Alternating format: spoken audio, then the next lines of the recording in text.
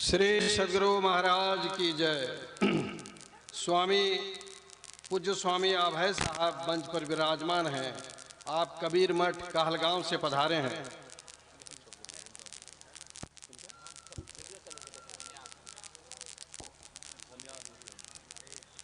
सबसे पहले संन्यास का कार्यक्रम होगा, तब हम स्वामी अभय बाबा से उपदेश वाणी श्रवण करेंगे।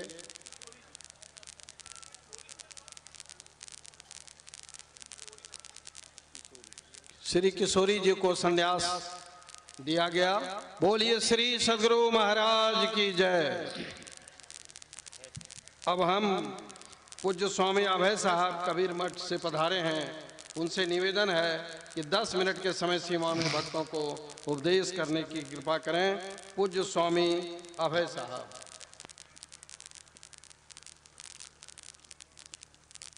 गुरु के सुमिरन मात्र से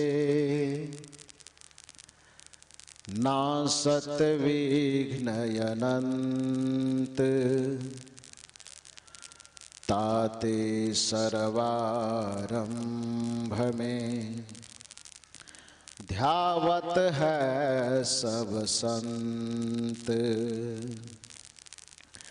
हरिहर आदिक ब्रह्म है, जगत पूज्य जो कोय, सदगुरु के पूजा किए,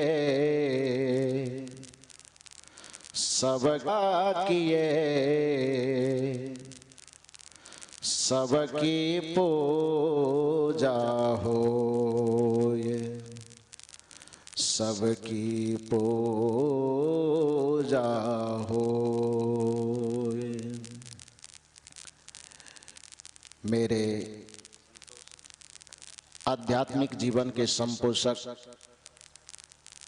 परमाराध्य परम पूज्य सद्गुरुदेव जी सहरसा जिला के सौर बाजार में महर्षि में ही हृदय धाम के सानिध्य में आयोजित 112वें अखिल भारतीय संतमत सत्संग समारोह के तीसरे दिन के प्रथम सत्र में मंच पर विराजमान संतमत धारा प्रवाह के प्रबल प्रवाहक परम पूज्य महर्षि चतुरानंद जी महाराज एवं मंच पर विराजमान प्राति विज्ञान संपन्न संत महापुरुषों, मंच पर ही विराजमान अखिल भारतीय संतमत सत्संग महासभा के समस्त पदाधिकारी एवं सदस्यगण, इस परिवर्तक स्थल पर विराजमान अध्यात्म प्रेमी सज्जनों तथा देवियों, अभी आप लोग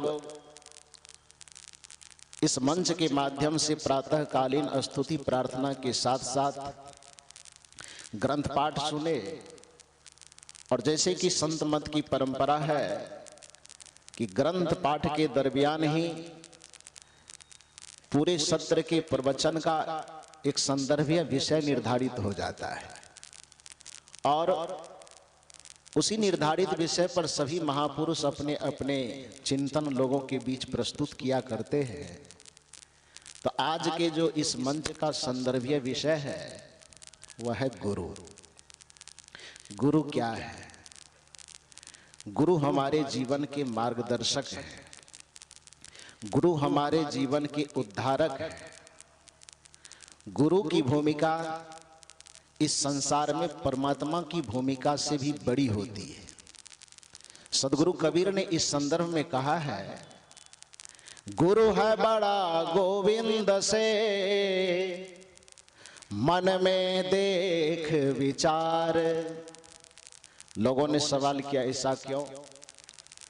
परमात्मा तो सबसे बड़े होते हैं, भगवान ईश्वर सबसे बड़े होते हैं और कबीर साहब कह रहे हैं कि गुरु परमात्मा से भी बड़े होते हैं। कहा क्यों भाई, सवाल हुआ। तो कबीर साहब उसका कारण बताते हुए कहते हैं, गुरु है बड़ा गोविंद से मन में देख विचार, हरि सिर जय तो बार बार, गुरु सिर जय तो पार।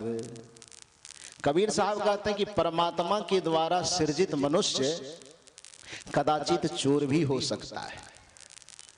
परमात्मा के द्वारा सृजित मनुष्य व्यभिचार करते हुए भी पाए जाते हैं। परमात्मा के द्वारा सृजित मनुष्य अनाचार, कदाचार, दुराचार में भी लिप्त पाए जाते हैं। परमात्मा के फैक्ट्री से निकला हुआ मनुष्य इस संसार में पुण्यात्मा होता है, लेकिन साथ साथ पापात्मा भी होता है। लेकिन एक बार गुरु के दरबार से, गुरु के फैक्ट्री से जो कोई व्यक्ति निकल जाता है तो वह जीवन बुद्ध, महावीर और कबीर के सदृश महान हो जाता है। गुरु के फैक्ट्री से निकला हुआ मनुष्य पुण्यात्मा होता है। परमात्मा के फैक्ट्री से निकला हुआ मनुष्य, उसके कारखाने से निकला हुआ मनुष्य पाप भी कर सकता है, लेकिन गुरु के कारखाने से निकला हुआ व्यक्तित्व उस सभी पापों से मुक्त जीवन जीता है।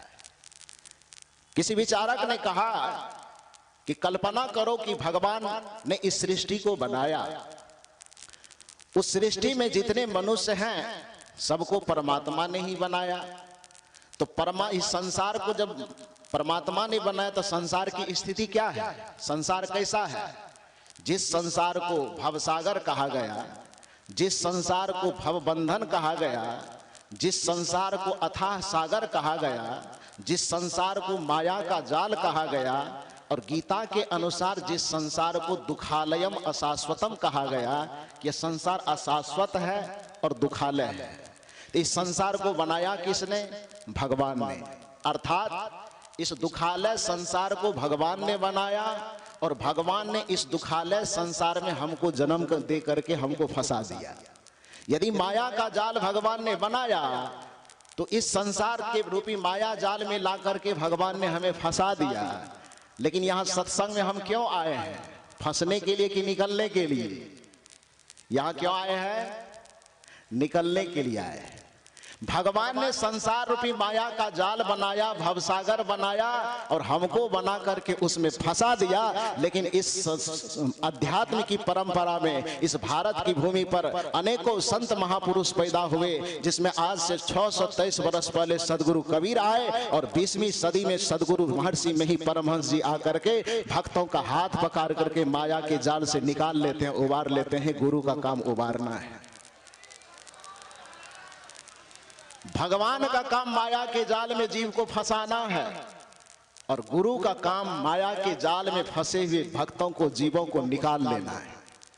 कबीर साहब कहते हैं कि इस दुनिया का नियम यह है कि मारने वाले से बचाने वाला हमेशा श्रेष्ठ होता है, फंसाने वाले से उबारने वाला हमेशा श्रेष्ठ होता है। भगवान फंसाने वाला है और गुरु हमें बचाने वाला है। भगवान हमें दुख में धकेल देते हैं और गुरु हमें दुख से निकाल लेते हैं।